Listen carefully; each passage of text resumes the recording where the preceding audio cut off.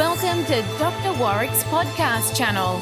Warrick is a practicing cardiologist and author with a passion for improving care by helping patients understand their heart health through education. Warrick believes educated patients get the best health care. Discover and understand the latest approaches and technology in heart care and how this might apply to you or someone you love.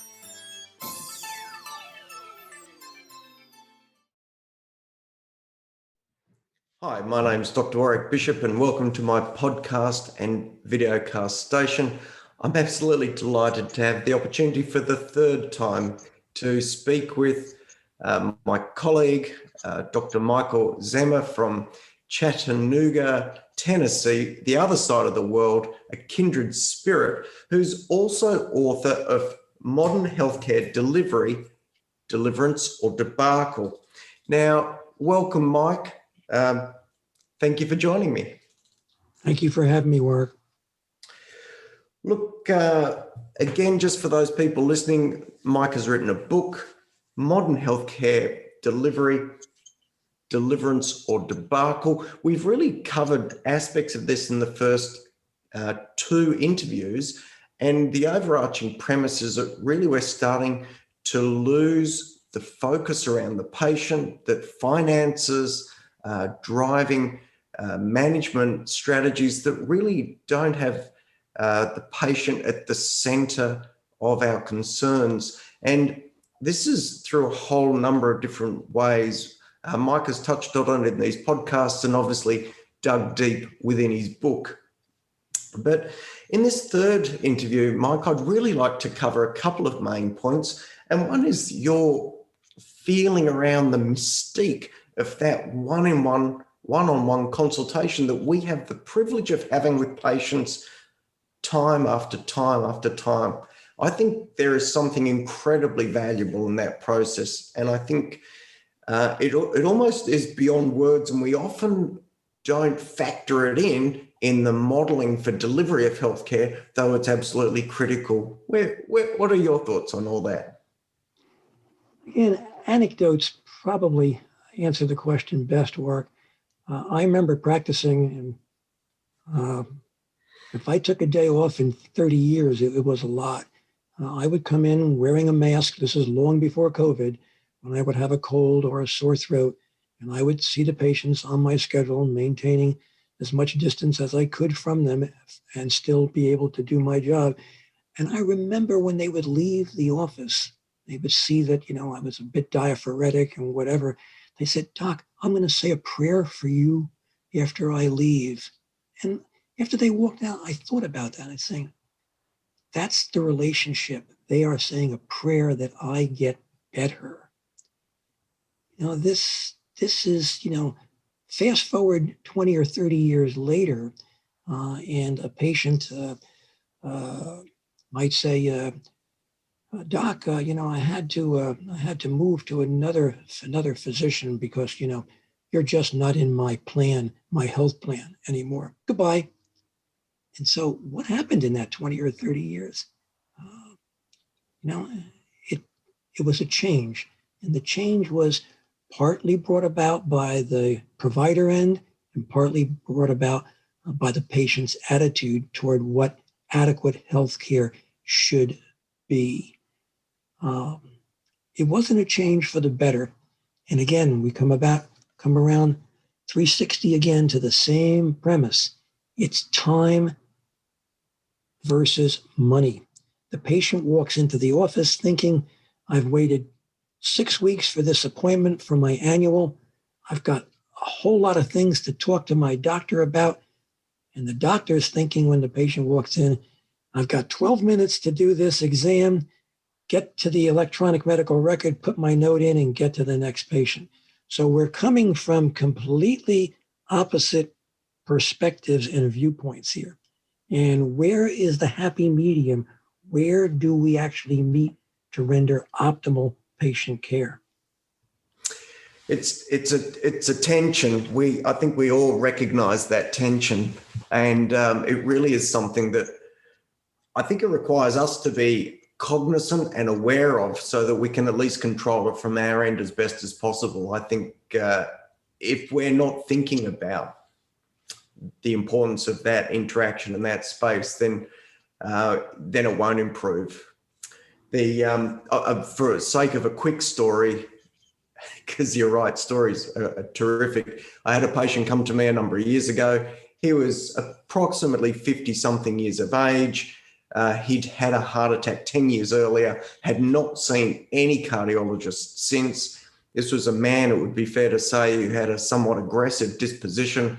Now, one doesn't want to be judgmental, but he had quite a lot of tattoos. In fact, he came in with his cigarettes tucked in under the T-shirt sleeve. And when he walked in, he really had a face that looked like he'd sucked on a lemon as he sat in the chair, and was radiating anger at me, actually.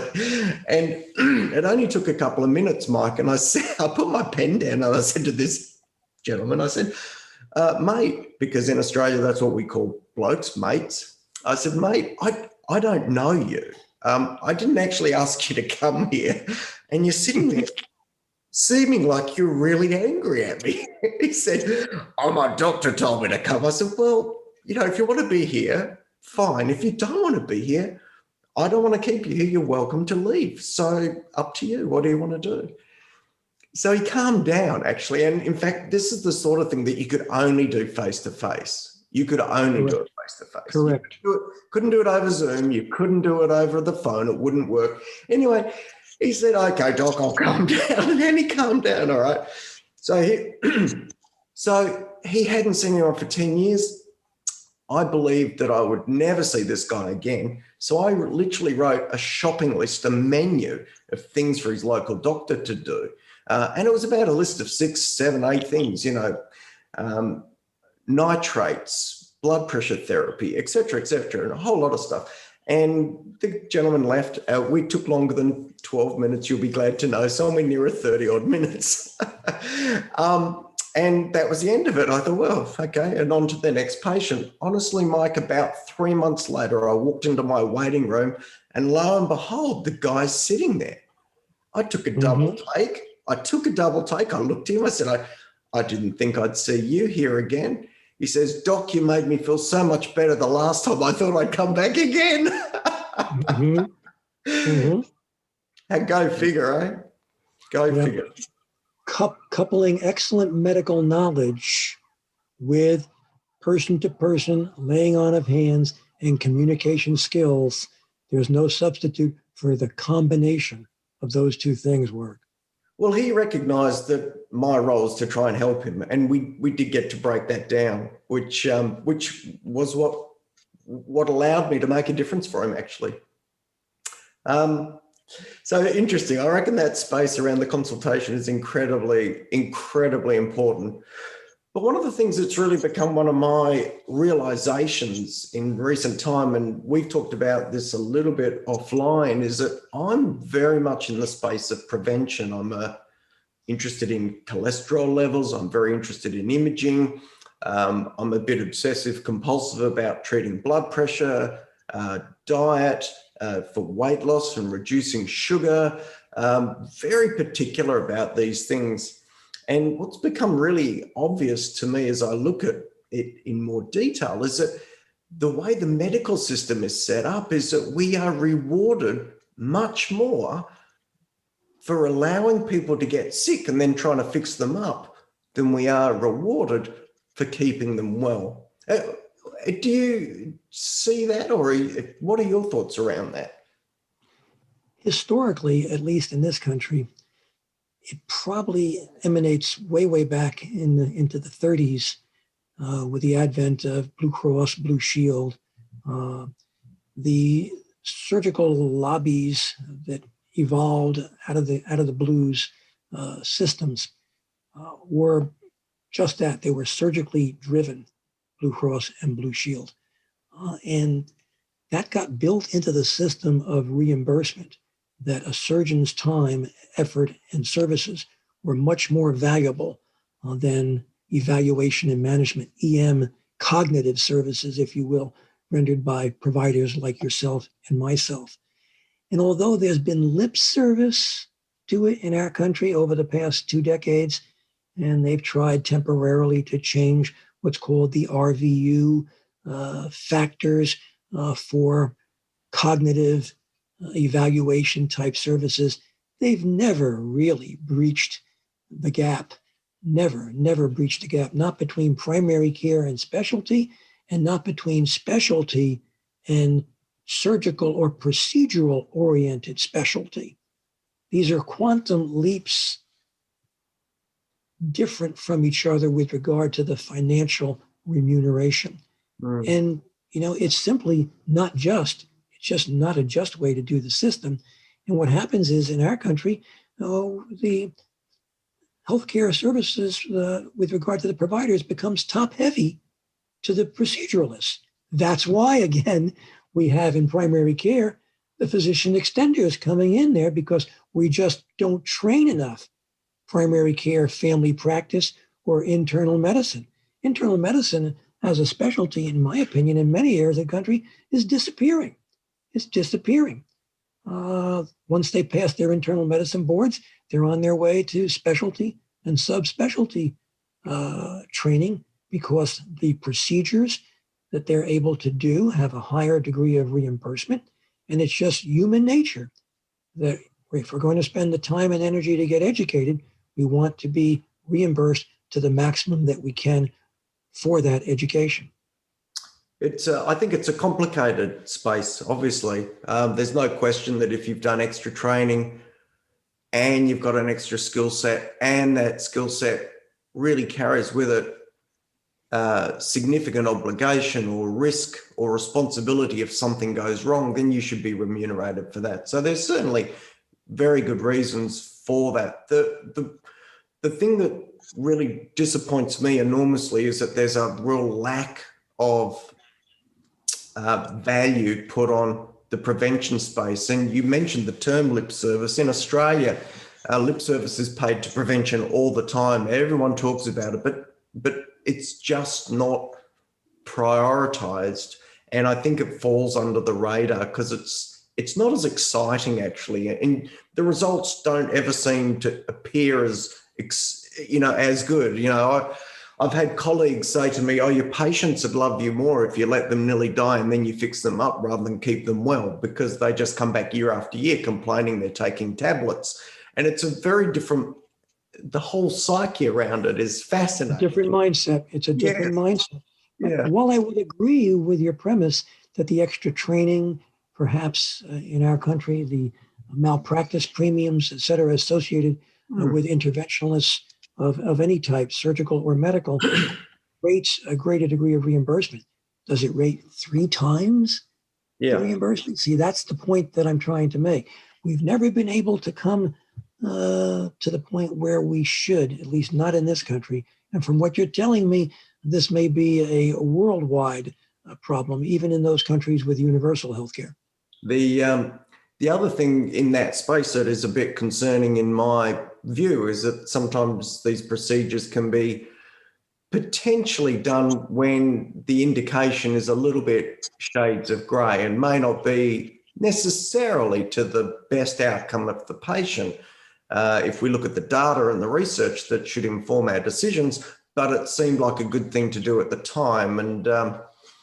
And my concern is sometimes this might be driven by factors that are a little bit around reimbursement for the practitioner, the opportunity, and everyone's there, the convenience, et cetera, not necessarily for the right reasons. And I always think of Superman, who was told by his father, with great power comes great responsibility. And so I think if we've got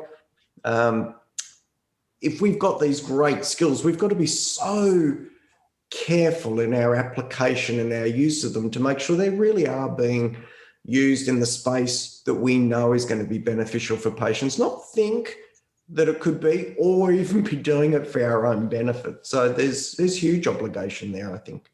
I talked about it in great detail in a chapter of the book where I give the example of I guess it was about a 35-year-old female who goes to the doctor complaining of chest and guess it was right upper extremity discomfort. And of course, being pressed with his 12-minute visit, even though she had virtually no risk factors, goes ahead and skips the physical examination, because of course it can't possibly contribute to his diagnosis, and orders a nuclear stress test. And the nuclear stress test shows a possible equivocal abnormality, which leads to a left heart catheterization, which leads to a complication of a pseudoaneurysm formation in her groin from the catheter. And I go on to say, had he spent 2 extra minutes on the front end during the physical and the history, obtaining the history that this discomfort always occurred at rest. In fact, it occurred more when she turned her head to one side, okay, and then got out his little hammer and did a little triceps jerk and found out that the reflexes were not symmetric, and then ordered the appropriate test, perhaps an MRI, he would have helped the patient instead of hurting the patient. It's the example that I give, but it's so germane to what you've just said, Warrick. Yeah, no, it's true.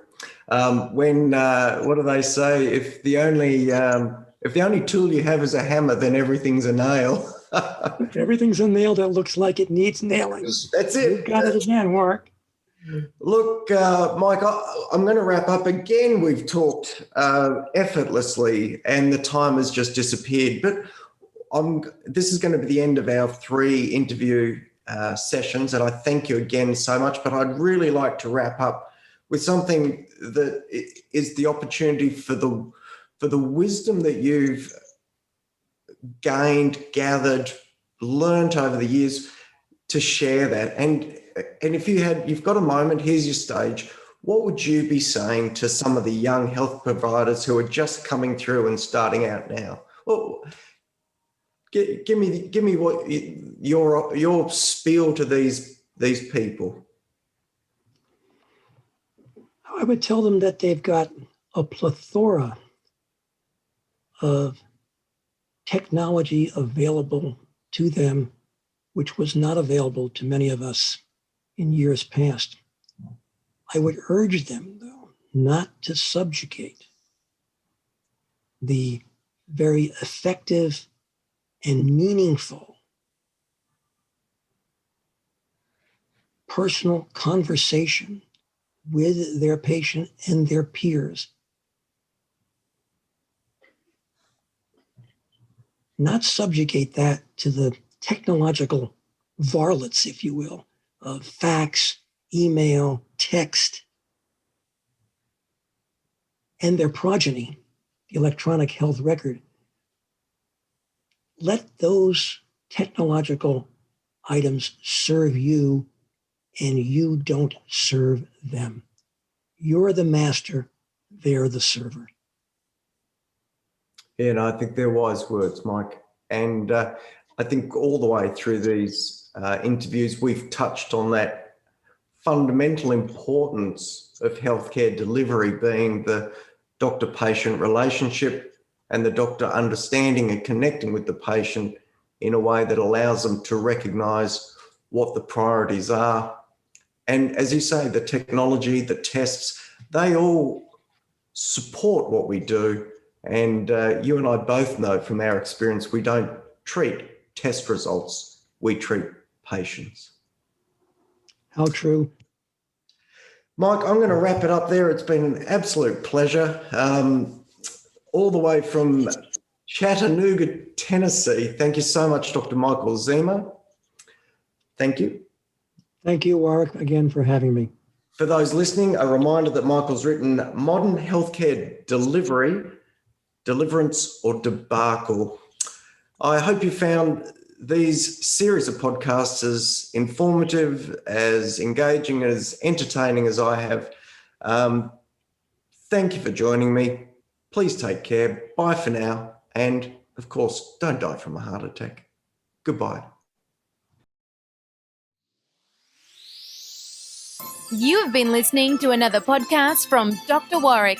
Visit his website at drwarrickbishop.com for the latest news on heart disease. If you love this podcast, feel free to leave us a review.